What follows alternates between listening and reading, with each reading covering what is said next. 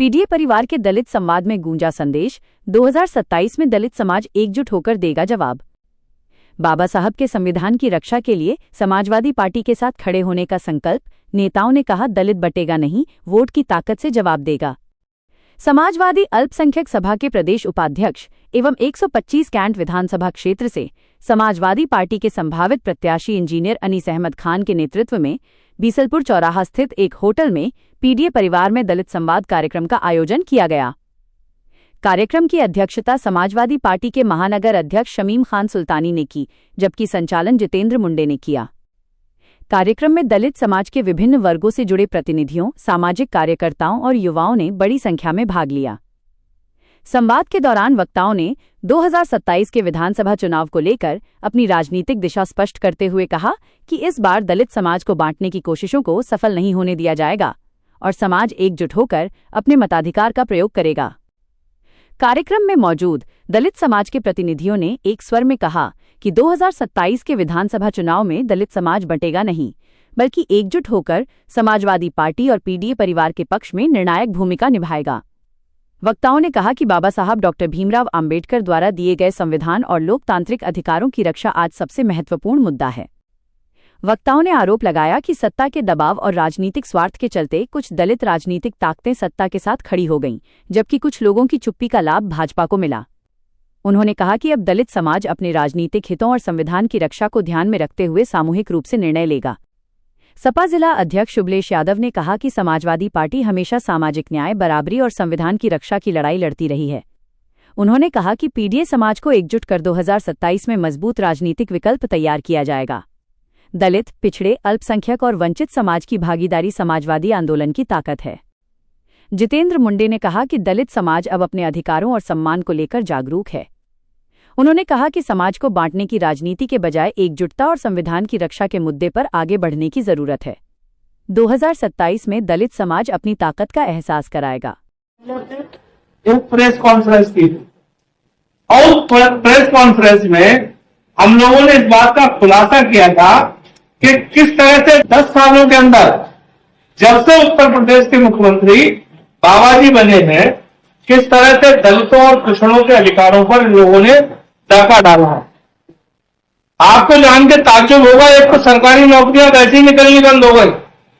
जानबूझ के दलित और पिछड़े वर्ग के लड़के पढ़ लिख कर नौकरियों में ना आ जाए, इसलिए ज्यादा से ज्यादा विभागों का निजीकरण किया जा रहा है। निजीकरण जब हो जाएगा तो आरक्षण का अधिकार अपने आप छिन जाएगा। और ये दूसरे जो भी एक चर्चा की थी हमारे एक साथी ने कि छोटी छोटी इकाइयों में ये लोग वैकेंसियां निकाल रहे हैं। जैसे मैं आपको उदाहरण देना चाहूंगा कि जिस तरह से विश्वविद्यालय के अंदर उन्होंने पहले विश्वविद्यालय पूरी एक यूनिट हुआ करती थी और उसमें जब 50, 60, 100 नौकरियां निकलती थी तो उसमें आरक्षण के नियम को लागू करना पड़ता था। अब इन्होंने क्या चैलेंज की, कैसे आरक्षण खत्म करें? इन्होंने एक विभाग को एक यूनिट बना दिया। अब मान लो उदाहरण के लिए इतिहास विभाग है, उसमें 2-3 से ज्यादा वैकेंसी नहीं होगी। मैथ का विभाग है तो मैथ में 2-3 से ज्यादा वैकेंसी एक बार होती नहीं। और जब 3-4 वैकेंसी होंगी तो आरक्षण का नियम अपने आप लागू नहीं होगा। तो बड़ी आसानी से आरक्षण खत्म करने का इंतजाम इन लोगों ने कर दिया। मैं जाहिर बात है, मैं समाजवादी पार्टी हूँ तो मैं समाजवादी पार्टी हमारे साथ आएंगे। मुझे उम्मीद है क्योंकि मैंने लोगों को दिलों से जोड़ा था, दिमाग से नहीं जोड़ा था। मैंने उस वाल्मीकि समाज के झोपड़ियों में जा करके, चाहे है चारपाई को बैठा हुआ करके, हमने अपने घर उनको बुलाया तो वो बराबर में बैठने झिझकते थे। उनको झिझक होती थी अंदर आने में। भाई हमने उनको जबरदस्ती डायरेक्ट में बैठ उनको हिदायत लाई और हाई कास्ट के बगल में बैठा था उनको। जैसे अभी लालचंद भाई जी ने कहा ये प्रोग्राम बुरे को होता बहुत अच्छा होता। जो बातें कि बंद कमरे में हो रही हैं वो बंद कमरे में ही रहेंगी, बाहर जाएंगी तो दिक्कतें आ जाएंगी। बाहर के प्रोग्राम भी हमने किए हैं, बरसात के बाद बाहर के प्रोग्राम किए जाएंगे, वो चुनावी प्रोग्राम हुआ करते हैं। बड़ी बड़ी चीजें इकट्ठा कर लेना, 200 300 400 500 लोगों को बुला लेना, वो चुनावी सभा हुआ करती है। ये चुनावी सभा नहीं है, ये बातचीत की सभा है कि परिवार से बातचीत हो रही है, बातें हो रही है।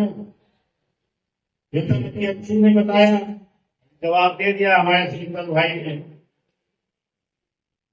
आप यहाँ पे देखिए, जाके सोनकर को देखिए, एक काउंटर है, विधायक बनाया, बहुत से लोगों को इस पार्टी को उठा के कहीं ने कहाँ भेजा, पूरन देवी जैसी लोगों को काली अमीर जैसी जगह पे भेज दिया। तो इस पार्टी पे बेटा इल्जाम नहीं लगाते, इसका नाम है समाजवादी पार्टी।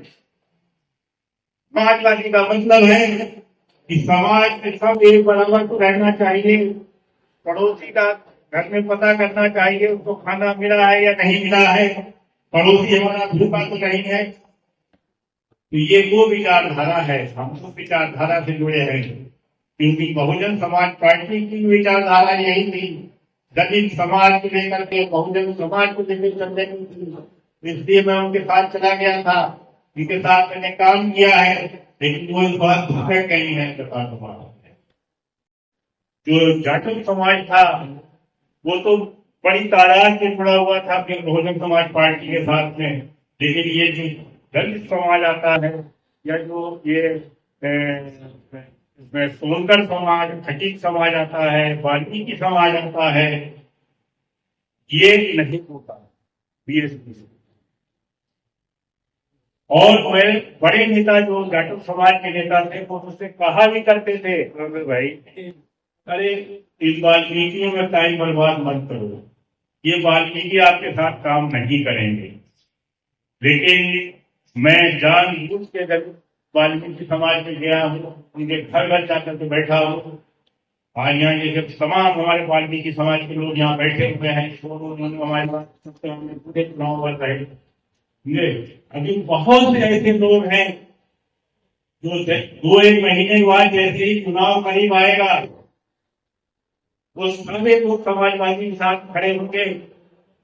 बहुत से ऐसे लोग हैं, जब मेरा टिकट काटा गया था 54 लोगों ने बहुजन समाज पार्टी से इस्तीफा दिया था, दफा में हम लोग सब बैठे हुए हैं। 54 लोगों ने बड़ी बात की, तमाम 54 लोग जो थे विधानसभा अध्यक्ष थे, वो लोग थे जो सेक्टर के थे, जिला सचिव थे, तमाम लोग प्रधान थे,